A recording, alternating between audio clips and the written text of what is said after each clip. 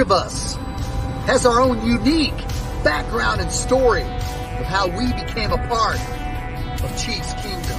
Our reach is far and wide, with fans all over the world cheering on our Kansas City Chiefs. Everyone donning the red and gold has figuratively signed that mutual agreement and come together for one common purpose. For 76,000 of us at a time, to descend upon Arrowhead, man our stations, let out our loudest battle cry to the tune of 142.2 decibels, and make that stadium rock until our opponents beg for mercy. We are unrelenting in our pride for this city, these players, and this team. This is the show for the allies, Arrowhead Allies.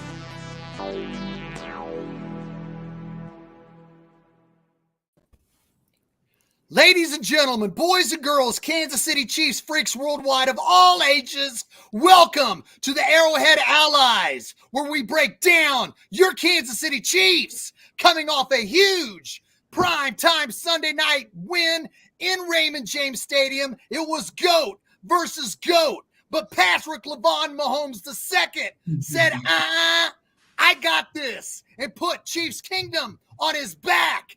Patrick Mahomes put Chiefs Kingdom on his back when the entire world was pulling on the emotional heartstrings of everything going through the great sunshine state of Florida. Patrick Mahomes said, it's me against the world. It's the Chiefs against the Bucks.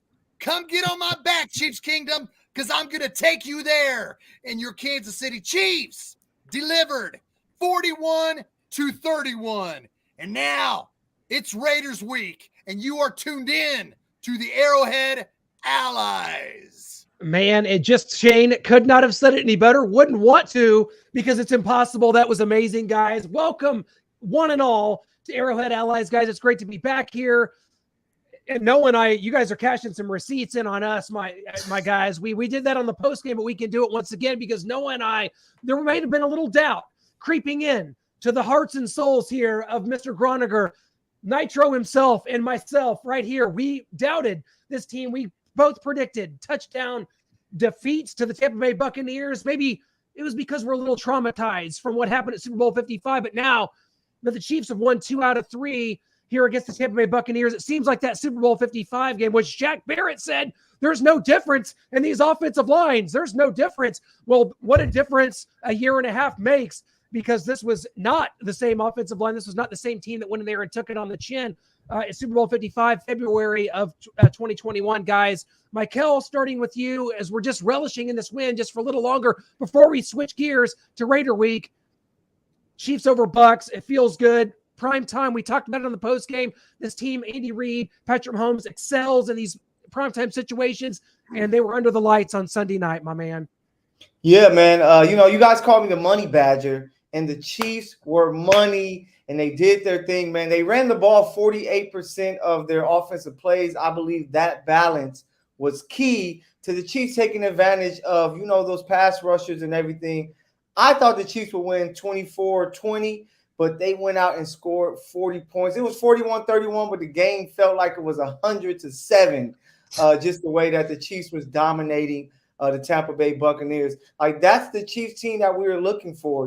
That's the team that we were hoping to see. The defense is looking like it's going to be something to be reckoned with.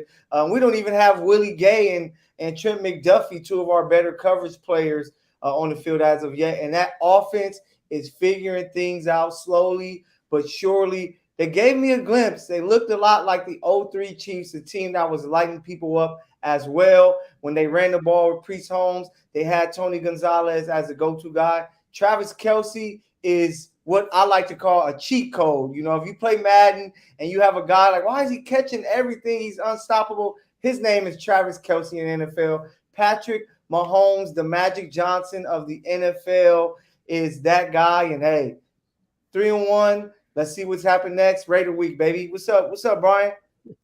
Man, the defense did it for me. Of course, like, Patrick was Patrick. We'll get to him in a second.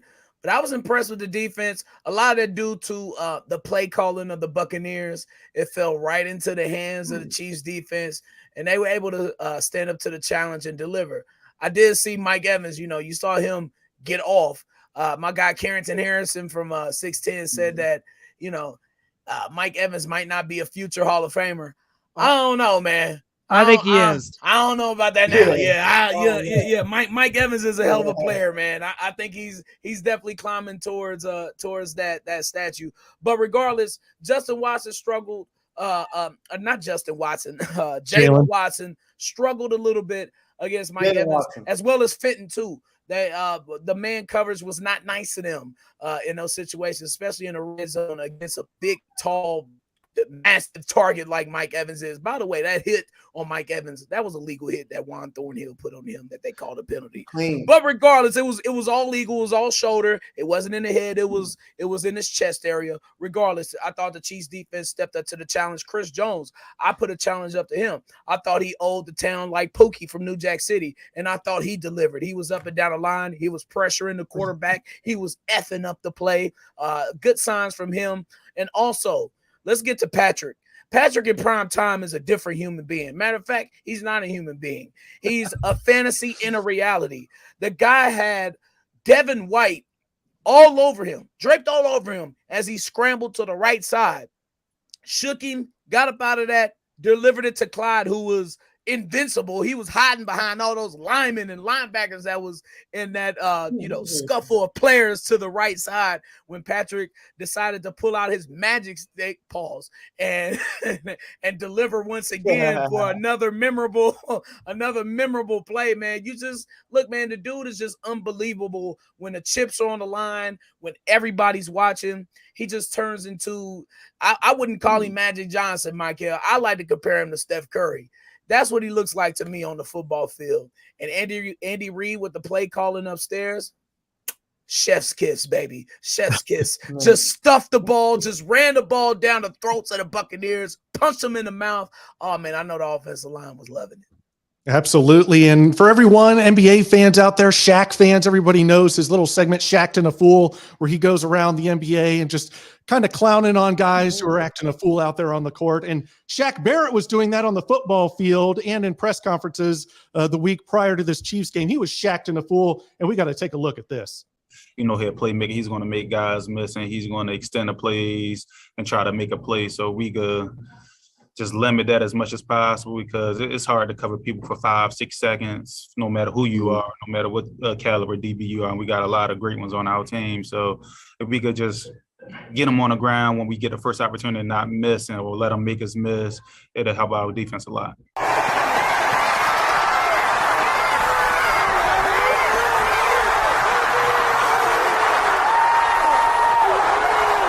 How different is this Chiefs offensive line from the one you guys faced in the Super Bowl 2 years ago? I think I really don't think it's too much of a difference. I think we have a lot of favorable matchups. I think we have an opportunity to really dominate the game as long as I just think, we got an opportunity to really impose our will as pass rushers, edge rushers this game, and we could really have a coming out party. Cause I know we had 6 sacks the other game, but we could really have a coming out party as edge and as edge defenders in the position group for this game. Sorry, no sacks, no quarterbacks hits there, Shaq. And Shane, I've got a little image here for you because you're kind of our historian here on the Arrowhead Allies. What do you think of this comparison between these interior offensive line groups? We go back to the 90s with Zott, Grunhard, and Shields. Not saying Trey Smith is Will Shields. I'm not going there. But just kind of a little comparison between these interior offensive lines. You got Joe Tooney, Creed, and Trey Smith there currently. Oh, man, that's a great comparison. I compared Trey Smith to Zott because I think Dave Zott was an 8th-round draft pick out of Penn State? Yep. And Trey Smith was a 7th-round draft pick or 6th-round draft pick out of Tennessee. So I guess you could compare those. I would love Trey Smith to be able to live up to Dave Sott's standards because he was the man for 11 or 12 years at guard. So, man, that would be a great comparison. Creed Humphrey is a 2nd-round draft pick, similar to Tim Grunhard out of Notre Dame in 1990. That's a good similarity. Granted, we didn't have to pay a bunch of money to get Joe Tooney back in 1990. We just drafted Will Shields in the in the 3rd round in 1993, but we were fortunate enough to pick up a talent like that in the third round. But they're maulers. I think that these new kids are maulers. I won't compare them to those guys just yet, just because for a long period of time, Grunhard, Zott, and Shields were money. They created the foundation, the identity, the personality that we jumped on the back from Joe Pendry's smash mouth offense to Paul Hackett's. You know, they were able to go through smash mouth offense to West Coast, but those three still were a strong identity. Those three were still great. If we get 8 or 9 years of those three together, man, that's going to be great. I would love that. But I think with Joe Tooney's contract and eventually Trey Smith's contract, you know, it's 2022 and beyond. I don't know if we're going to be able to keep those three gentlemen together, but that's a story for another day. I do like that comparison. I do like putting those guys on that pedestal because Chiefs Kingdom, we expect that. We expect Tim Grunhards. We expect Dave Zotts and Will Shields, you know, because they were here and they were great and they raised the bar. And I like these interior offensive line, and I like how they're continuing this greatness at that position. Had a comment Well, here guys, saying we can't run. I think they proved we can. I don't know Right. where this is coming from here. Yeah, guys, each week, you know, we kind of have the discussion with this revamped receiving core. And, you know, Michael, Brian, you know, we talked last week about how this offense is having to learn to play together, to get on the same page. And I just want to pull up this tweet from RG3 that he put out that kind of speaks to what you guys have been talking about. Whereas, you know, Noah and I have been frustrated. We don't have Tyreek Hill. We can't get over it. We talk about it every week. And instead, you know, let's focus on the positives here. And kind of going along with what RG3 said here, the Chiefs miss the explosiveness of Tyreek, but are harder to defend right now. They make you cover every blade of grass. One touchdown drive against the Bucs, all 7 different skill players touch the ball. O-line play has them dedicated to the run. This is very sustainable. Michael, you've talked about this, and I joked on the pregame show that maybe we start seeing the run be established. It was a joke, and it absolutely took place on Sunday night. So do you agree with RG3 here? Yeah, I think that it just becomes more unpredictable. Like you kind of knew, hey, we have to look out for Tyreek deep, look for him for, you know, every possession, you know where him and Kelsey are. But now it's like, who do you go and stop? You know, we saw Sky Moore make some plays. I know we don't like McCole here too much, but he's still a threat that you have to give some attention to.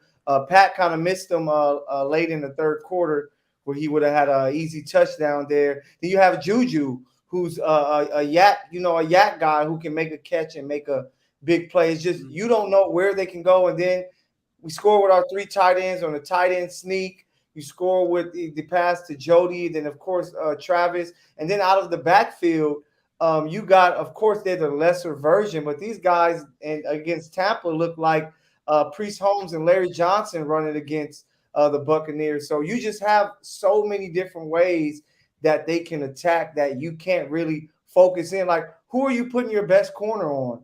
Like, I have no idea. Are you going to put them on Travis to where now if some receivers start to make plays, now you have to pull, you know, your best corner off? Like, what do you do when it comes to try to stop them, especially if they decide, you know what, we are going to run this ball and make you pay if you're going to play off or focus too much on our passing game?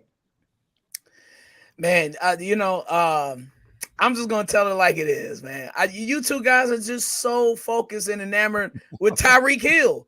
When this offense, and I get it, but this offense runs through the future Hall of Famer, not the one wearing 15, the one wearing 87. That's when this offense is at its best.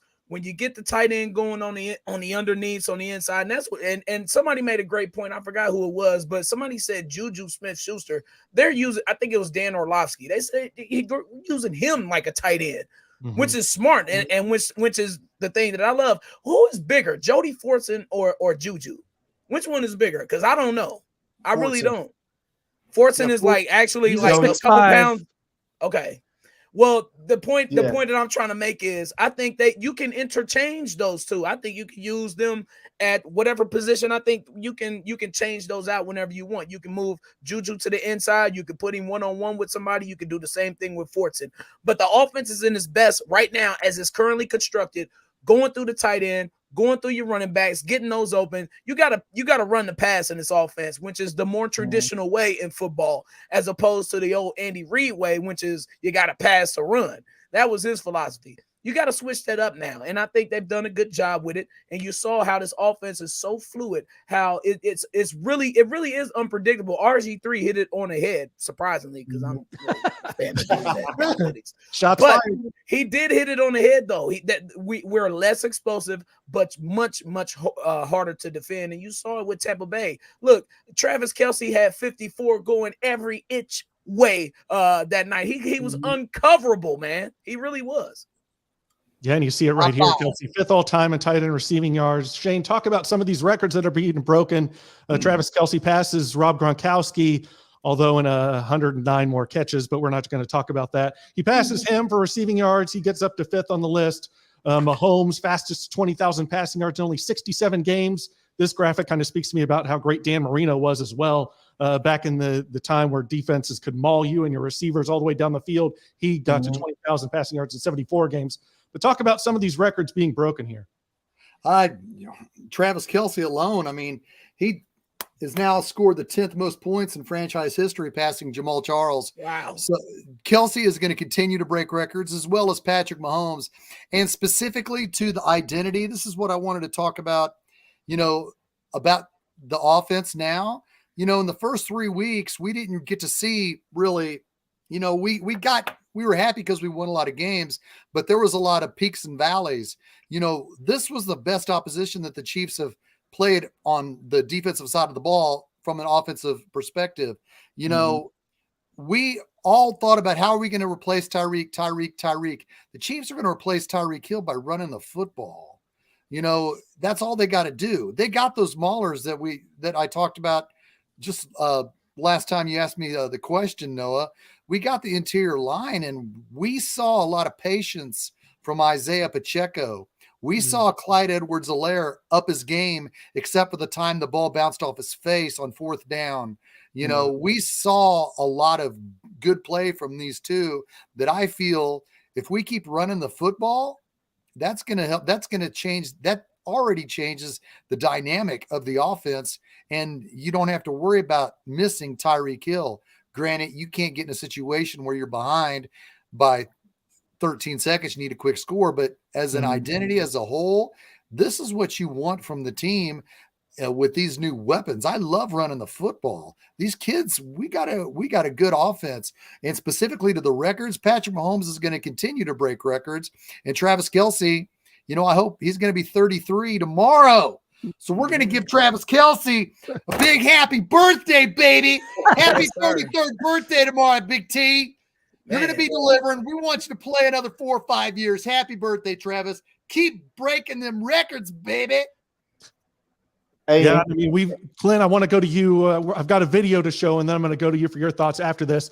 But you've kind of been the one bringing up all along that this is from NFL Live, but all these media pundits all over talking about the NFL, they want to anoint someone as a rival to Patrick Mahomes or better than Patrick Mahomes. It was early on. It was Baker Mayfield. Then it was Herbert when he came in, and it's Lamar Jackson when he won the MVP after Mahomes did.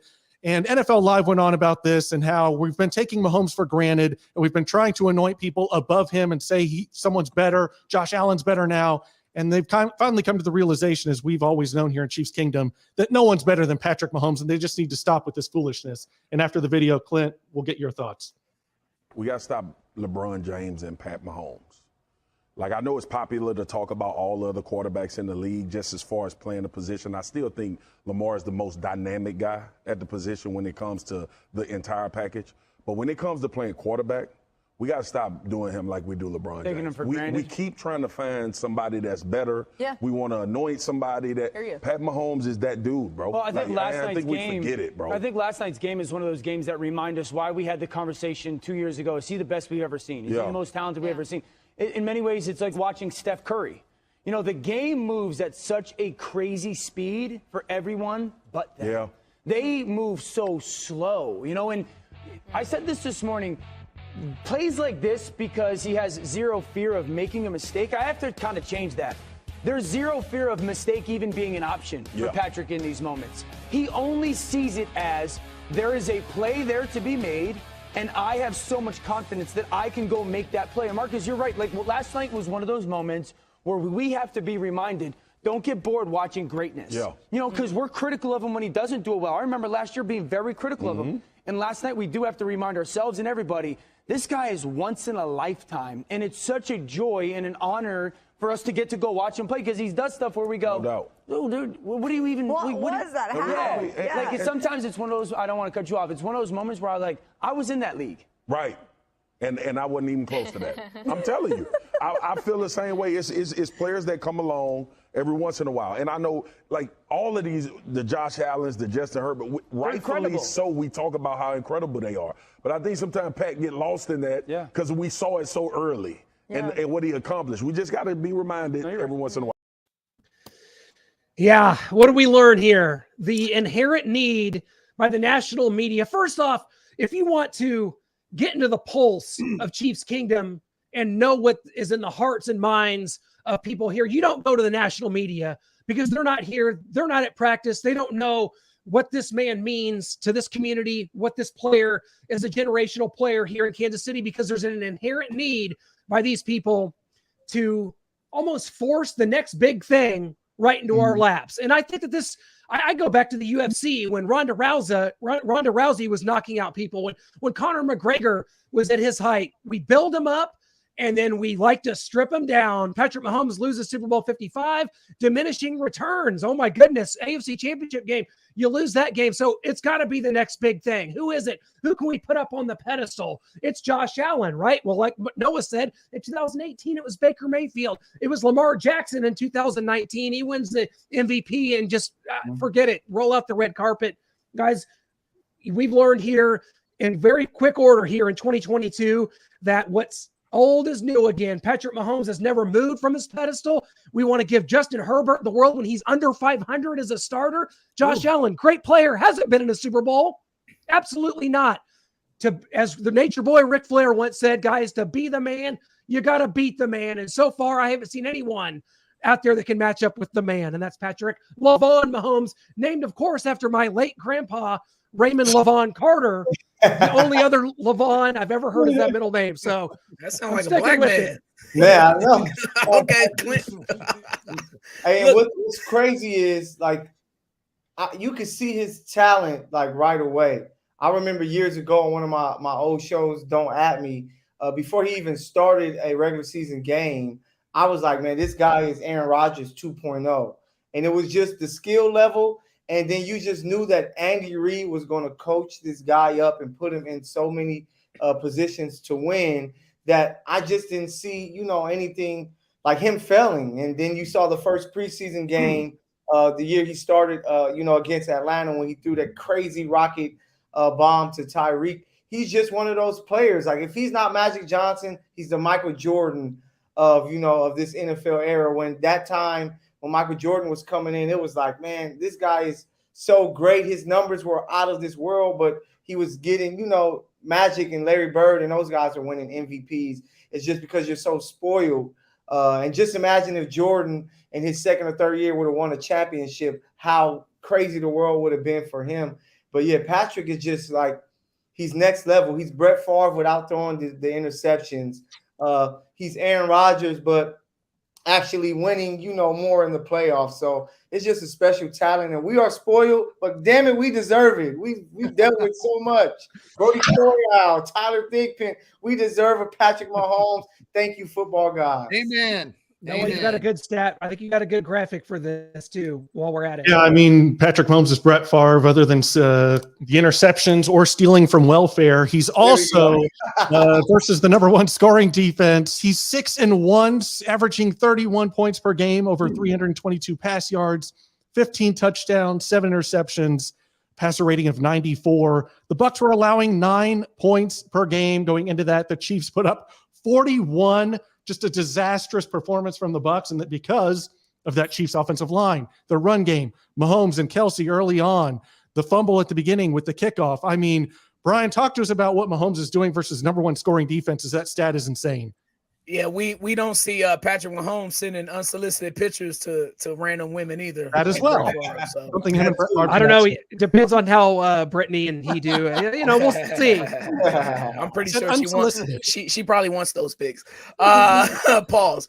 But and another thing, if you want to feel how the local people feel, don't go to the Star either, because they don't know either. So, but anywho, with that being said, look, I want to say that first off, Josh Allen, he ain't going nowhere.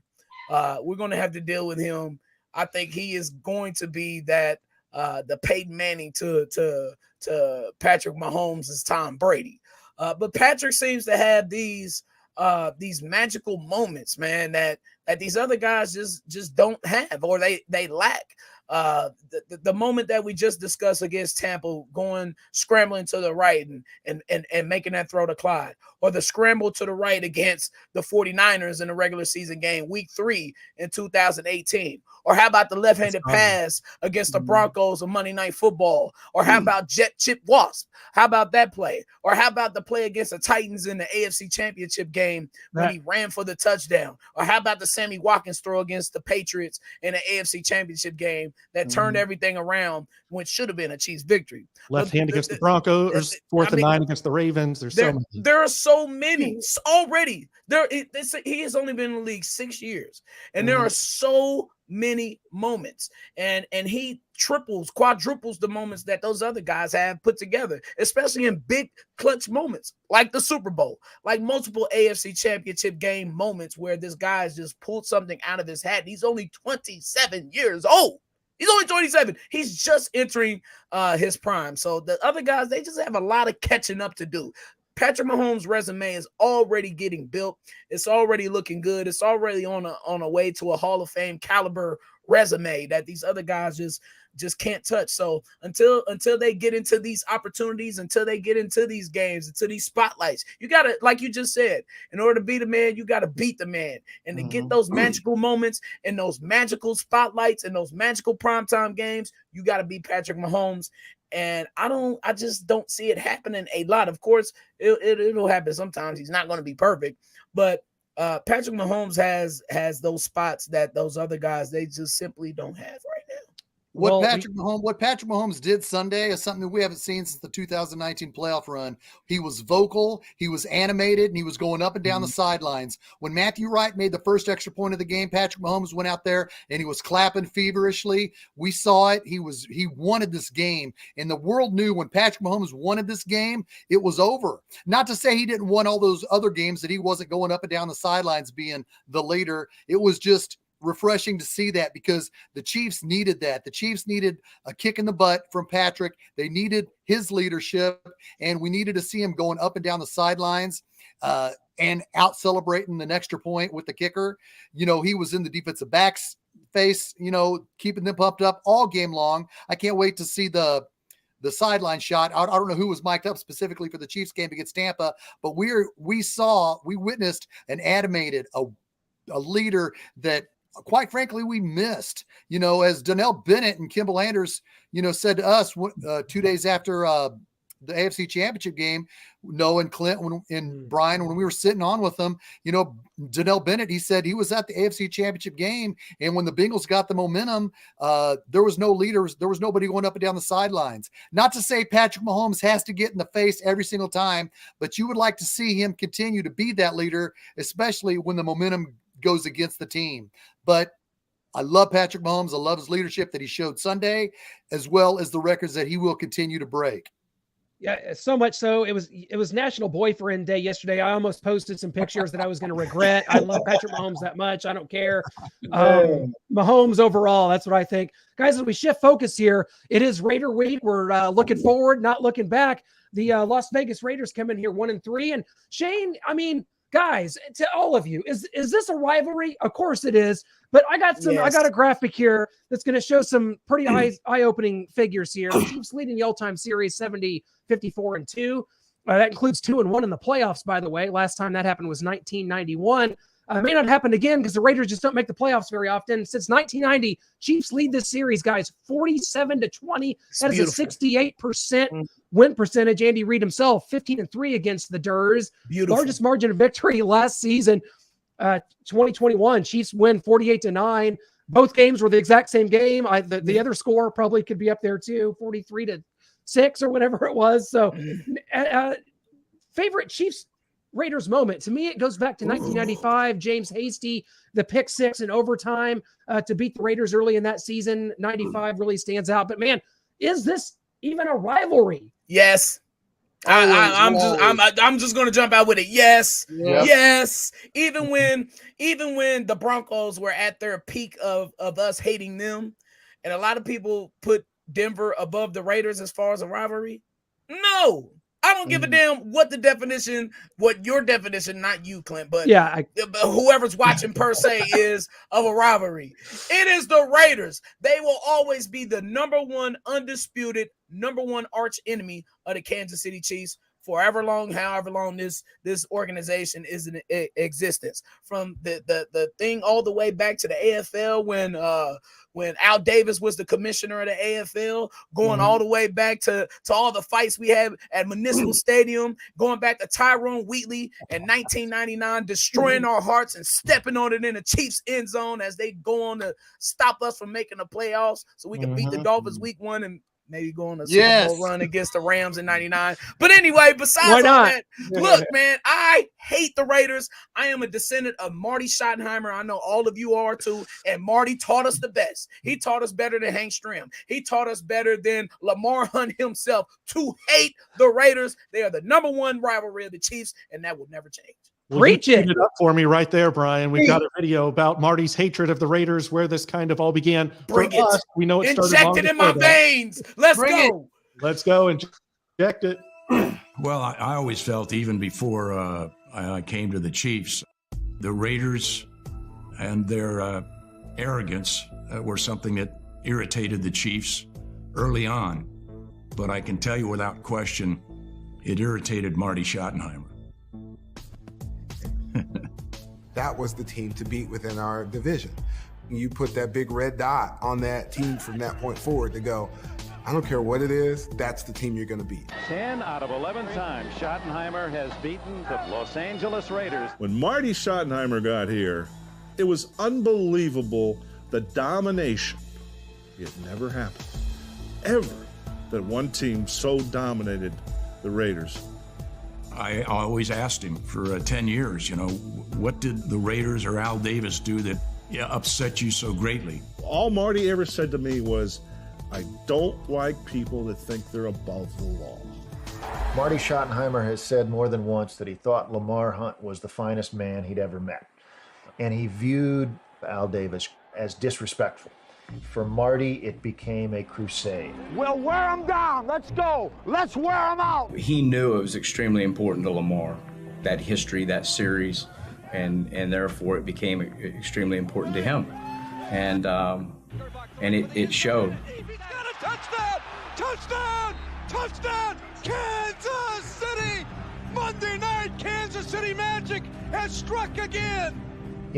There's this almost irresistible temptation to think your team is not just better, but there's better people. We have more character. We do things the right way. Well, in that instance, that might have been a little bit true. The Raiders had gone about business the wrong way. They had been a cheap shot team. They didn't represent the spirit in which the NFL should be played. And that when his team took the field, it was not just the Chiefs playing the Raiders, but it was the league and what it stands for and the respect that it deserves against these Raiders. I mean, their name says it all, right? Can we go back to that, please? Can we get away from players trading jerseys at the end of the games, taking selfies and going Instagram live? Like, that is what the NFL is about to me. That's the NFL I grew up with. And we all collectively in that. Yeah. So Brian, you said it great before that video package. Got me fired up. And I know that the time it gets lost as the years and decades go by, teams, free agency, and it's not the same as, maybe, Fred Biletnikoff, coming in here, and Bobby Bell and those type of teams. But man, George right. Atkinson. Well, we know George very well, very well. So, and they took Rich Gannon from us, so we always that's another good one. Yeah, we're gonna have that beef, and it's crazy because growing up in my household, my dad, he was a huge Raider fan. So you had this Chief fan and this Raider fan, and we'll go at it. So I was a young kid, so it was many times that the Raiders made me cry. But now Patrick Mahomes is making sure that all these Raider fans eat our shorts and just dominate them. I'm just saying, man. Go ahead, Shaggy. My bad. I was going to interrupt, man. I'm just I'm pumped and I'm hyped, man. Go ahead, Shaggy. I love it. Shiggy. My bad. Shaggy. Shiggy. It was the first game I ever went to, Monday Night Football, October 1977. Wow. And the Raiders were the world champions, and the Chiefs were on their way to a 2-12 season. And the Chiefs were in the game in the first half, and they ended up losing. I was a 7-year-old. I cried, but I was 7.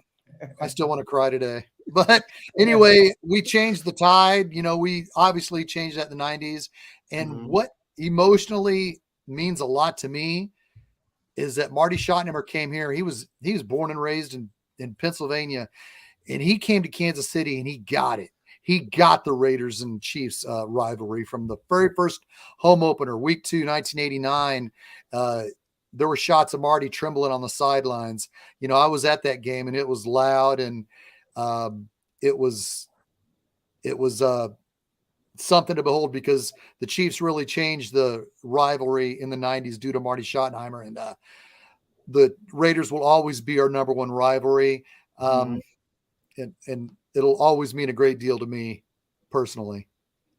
Me too, Shane. Great. And I just want to point out that, listen, Raiders, no matter what city you try to hide, we don't give a damn if it's Oakland. We don't give a damn if it's Los Angeles. We don't give a damn if it's Pasadena. We don't give a damn if it's San Jose. Wherever in California, Vegas, you want to go to Reno, we can go to Switzerland, Japan, Austria, wherever you want to go. We're going to whoop your ass, and we're going to do it well, Raiders. Wherever I do give them credit. In here. Go ahead, Clint. Oh, I say I give Raiders fans credit because I've never seen a fan base that's so able to press the reset button with the shortest memories. We always say we want quarterbacks to have short-term memory. I've never met a Cowboys fan. They're both in the same ilk. I get you. They are the worst.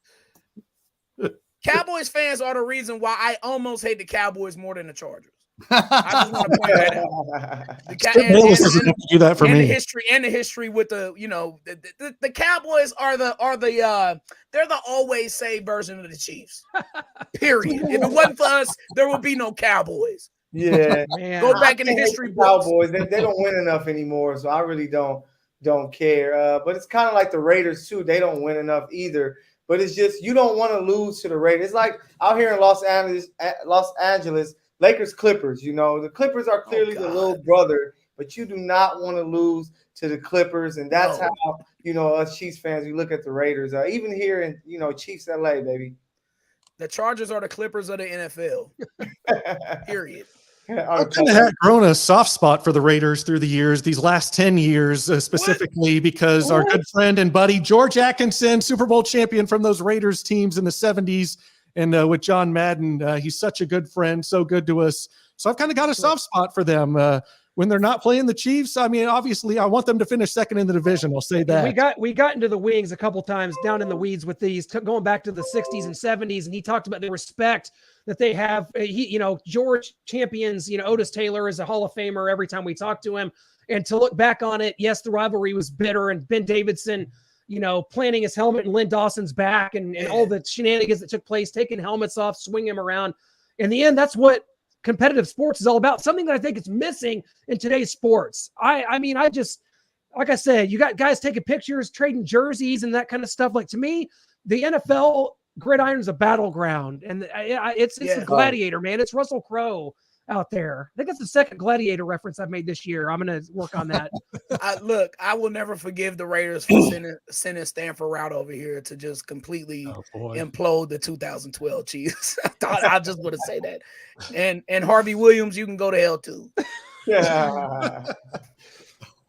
Well, what do we think about this Raiders game coming up here on Monday night? We've got The Raiders getting their first win. They've got Devontae Adams, who can cause problems. Josh Jacobs just ran wild on the Broncos, who were supposedly have a good defense there. So what do we think? Derek Carr, I don't know. I mean, obviously the Chiefs just have their number. We've dominated them. But the Raiders get their first win. Is there any hope anywhere for this team to come in here and do anything? There's always that possibility, guys. I mean, we have to remember this. Follow me a second. We don't have to go back too long to 2020. Yeah. The Kansas City Chiefs were undefeated on the road. We were 14-1 and clinched home field advantage. You know, the last time we had 16 games, we were 14-1 and clinched home field advantage before the final week of the season. And our only real loss that season was on October 11th, 2020, when the Raiders came in here and were down 20-3. It's like, oh no, we're down 20-3. That's like the Achilles heel. If the Chiefs are up 20-3 or 21-3, we all get scared, but it's just human nature. But the Raiders were down 21-3 or 20-3, came back and won easily, like 44-37. 40-32. Yes, Yeah. thank you. It was a shocking loss. And honestly, that was the run it back year. And the Chiefs basically did run it back. I mean, let's be honest, until everybody got hurt in the Super Bowl. But that one time, the Raiders came here on a beautiful Sunday, October 11th, in front of 15,000 fans. And John Gruden even said Derek Carr took advantage of only 15,000 fans. But still, the Raiders came here on a run it back tour where we were 14-1 and really won it easily in the second half. So you can't you can say, well, they're 1-3 and we're 3-1. We just came off a big win, yada yada. We already did that versus the Colts. So yes, and they can't be looking past the Raiders for Buffalo. Because that's why I'm glad it's a rivalry game. Not to say we would look past them, but remember October 11th, 2020. The Raiders can come in here and win, and let's hope Andy Reid's preaching that. Let's hope he's showing them that game from 2020 when the Raiders came here and won pretty easily. Yeah, and with a rivalry game, I think that you throw out the record. You just kind of look at, this team. And if you look at the talent on each side of, the field, the Raiders have a lot of talent. They just haven't played well. And, it's the Josh McDaniel things, I'm pretty sure. So the Chiefs can't come in here thinking that, hey, we got this when we're going to take care of business. We're at home. No, I think it's going to actually be a really good game and that the Chiefs break away late in the second half. But it's the Raiders, Of course, they probably watched Sunday Night Football and saw what Patrick Mahomes was doing against Tampa Bay. So they're going to be ready to go. They know a big win like this can jumpstart their season to maybe make a run to, try to be in a wild card, because going to 1-4 is going to be tough to dig out of. So you're going to get the best of the Las Vegas Raiders. So the Chiefs have to make sure that they match that energy and effort, or it could be a game that none of us, will like. Agree. Yeah, I'm in agreement with you, Michael. You throw everything away in these rivalry games. And I'm glad it's a rivalry game, one. And two, I'm glad that it's another one in prime time, so Patrick Mahomes can come out here and show out. But with that being said, it's all up to Josh McDaniels in this game, I think. His play calling is going to be key. Last week, 13 targets for Devontae Adams, 9 catches, 101 yards. He's been balling this season, although it was, 2 out of 4 games. But regardless, he's still a threat. And like you said, Michael, plenty of threats on the Raiders. You still have to deal with Darren Waller. And Josh Jacobs seems to, have the juice this year, as Josh McDaniels is giving him the rock a lot. Last week, he carried the ball 28 times, 144 yards, and 2 tutties. So I think it's all going to be in the play calling for Josh McDaniels. But on the Chiefs side of things, look, you got to look at it like this. Not only is this the divisional game that you can really, really, really put a dent in the Raiders' playoff hopes, but you can start digging that grave for that 2022 season for them if you win this game at Arrowhead for Monday Night Football. The Raiders will be 1-4. They will be 1-2 in the division. They lost to the Chargers week 1, right? Yeah, right. They lost to the Chargers. Yeah, they'll be 1-2 in the division. The Chiefs will be 2-0 in the division. Major step up. And don't think that winning a 7 straight AFC West title doesn't mean something to this team, because it most certainly does. That is a notch on the belt of Patrick Mahomes and Andy Reid that they won. And I think they'll go attack, but it's all going to be up to how intense the Chiefs come out. If they're prepared and focused like they were last week instead of the week before against the Colts, it was two totally different teams, fellas. Yes. One was prepared, one was focused, and the other one against the Colts, lackadaisical, probably looking forward to Tampa Bay. And like you said, Clint, don't want to look forward to Buffalo with this very, very mighty, sneaky, important game against Vegas on Monday Night Football. Yeah, and maybe, McDaniels here on Monday Night Football does something underhanded, as he's been known to do throughout his career. And we can recreate this Todd Haley, Josh McDaniels moment, only with Andy Reid this time, pointing his finger in his face.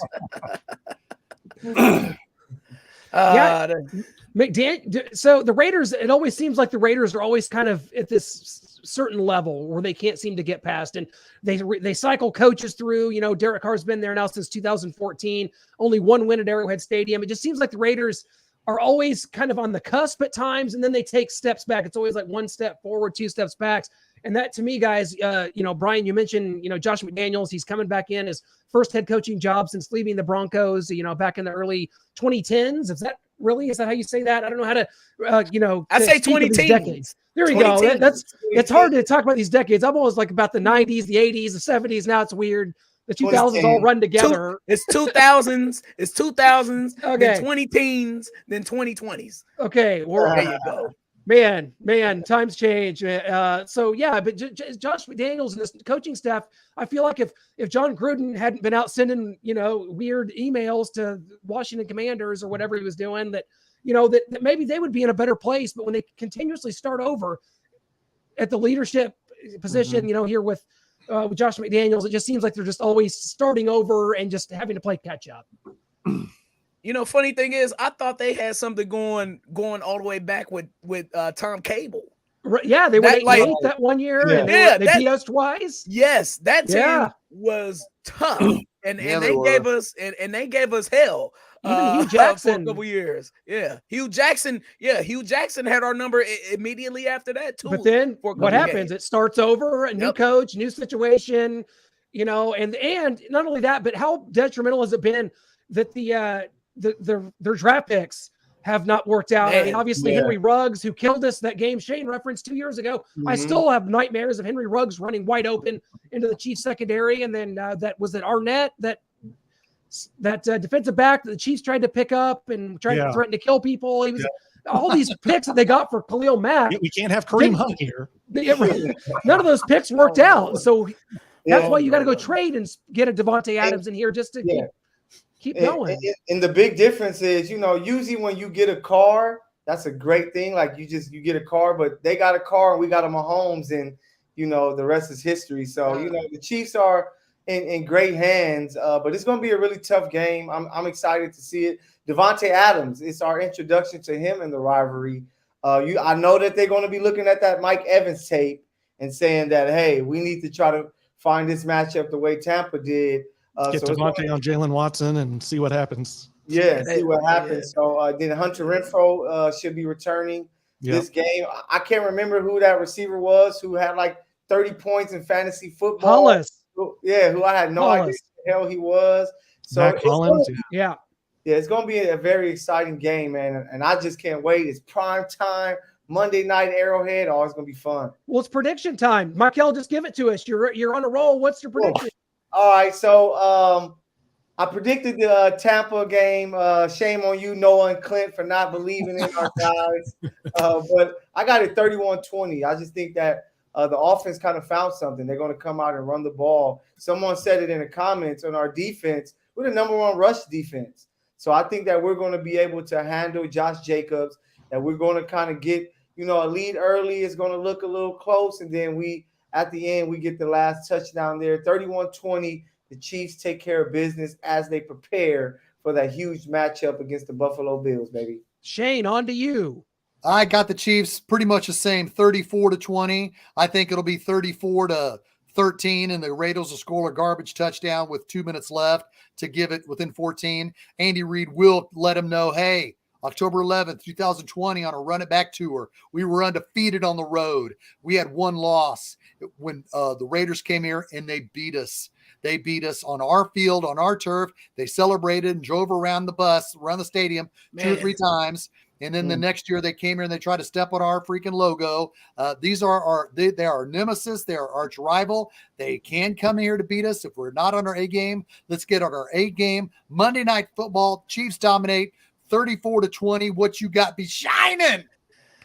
Man, I think this is going to get a little muddy. I like circumstances in games, and the circumstances on this game is the Chiefs are riding high, and the Raiders are riding low a little bit. They're still low because they're 1-3, and they're a desperate team. They're going to try to do what they can, just like the Colts try to do what they can. I tried to warn you guys about that, but the Raiders are going to try to do what they can. They'll try to muddy it up, but I think the Chiefs are just way too talented on the offensive side of the ball to overcome anything that the Raiders can throw defensively. And I think defensively for the Chiefs, they can lock up a couple guys. I think Devontae Adams will eat. He'll get his targets, and he'll have his catches like Mike Williams did. He got his catches.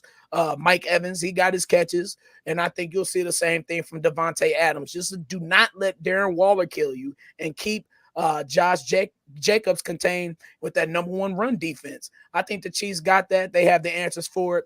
The Raiders, they have a car, like you said, Michael, but we have Maybach Mahomes, baby. And I think the Chiefs go ahead and get the dub. It's going to be a funky score. I'm going to say 29-16, something weird like that. 29-16 Chiefs win. Okay. All right, guys, here we go. I've been horribly wrong the last 2 weeks, so hopefully we can get back on track here. It's Monday Night Football. It's prime time. It's the Raiders. I mean, I just don't like this Josh McDaniels. I don't really like any of the head coaches other than Andy Reid in the AFC West. So we've got Josh McDaniels. I mean, they've got some things going with Josh Jacobs. They got Devontae Adams out there. They've got Darren Waller. That defense is going to be a sieve as long as we can block Chandler Jones and Max Crosby. That could slow us down a little bit. Yeah. I've still got this. It's at Arrowhead, 37-23 Chiefs. Perfect. You know, we go last year and you look at the combined scores. I think the Chiefs won those two matchups by a combined 84-13.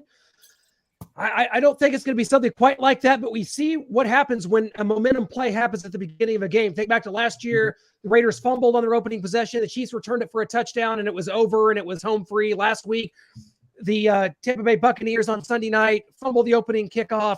Chiefs score a couple plays later, Travis Kelce, and it's onward and upward. I think this is going to be a game that the Chiefs kind of run away and hide from. You know, Derek Carr comes into Arrowhead Stadium. He's a turnover machine as it is. Arrowhead Stadium is a house of horrors. Guys, it's Halloween season. It's haunted house season down here at the West Bottoms of Kansas City. You want to go down to the Beast, the edge of hell. The edge of hell is Arrowhead Stadium for Derek Carr. And the Chiefs win this game 38-17. Perfect. And there's going to be more than 15,000 fans than October 11th. Yes. Yeah, that is definitely a factor too, Shane. And I think that's something that's kind of overlooked there. We didn't get to pull this out last week because of the Colts game and what happened, but we've got to bring it back. Everybody remember, Chiefs are good. We can calm down. Chiefs are good. Chiefs are good, baby. And a big happy birthday to Travis Kelce, 33, man. If he's not careful, he's going to catch up with me, man. I'm 38. If he's not careful, he's going to get up into that range here before too long. And all the props to him for playing at a high level. You know, we see it all the time. Players just went 30 is sort of a cutoff for a lot of players, but the greats, I mean, even Rob Gronkowski was retired at like 29 for the first time. So Travis Kelce, the model of consistency, man. Big props to him. Happy birthday to T. Kels, 87. Live it up, but let's get ready for a big one on Monday night, guys. Thank you so much, Arrowhead Allies. Noah, you said it last week. I'm not just saying it because I'm a part of it. I'm saying it because of the people that are here with us. The best Chief show weekly that you'll see all week. It is the Arrowhead Allies, and we thank you guys so much for it. Be back next week. We also have some merch. Don't forget shirts, Arrowhead Allies. Just visit Starcade Media on Facebook. Merch. Shop now. You got our faces. If there's a face you don't like mine, Nitro Noah's, then you can get it without the faces, okay? So just Arrowhead Allies. Or you can maybe duct tape over just my face if you like the other faces on there. But definitely make sure you're getting it. They've got women's, men's, kids, hoodies, mugs, stickers. There's all sorts of different kinds of merch, not just clothing. So make sure you head on over to Starcade Media on Facebook. Click shop now and get your Arrowhead Allies here. Become an ally with us today. Yes. And we have husky sizes too. So absolutely. Can't forget that. As we get into Thanksgiving and Christmas, it gets cold. Right. Staying in the house, you're going to gain a few pounds. So we got you covered on the sizes. I need an Arrowhead Allies onesie. Let me get that. We were working on that for you, Christmas Brian. money. No, that's in there. Noah, that's in there right now. They got the onesie in there right now. Yes. Don't you worry. Yes, Guys, sir. always a pleasure. Thank you so much. And thanks for everyone for joining us, leaving comments. Always hit that subscribe button, follow all the social media, Starcade Media, Shaggy Shane Entertainment, Shaggy Shane Williams. Always a pleasure. Brian B. Shine from Hot 103 Jams. Love y'all, And man. Our friend, the Money Badger from all the way out, TGN, the good news from LA, California. Our brother, man, thank you guys so much. Catch up next week. It's Raiders.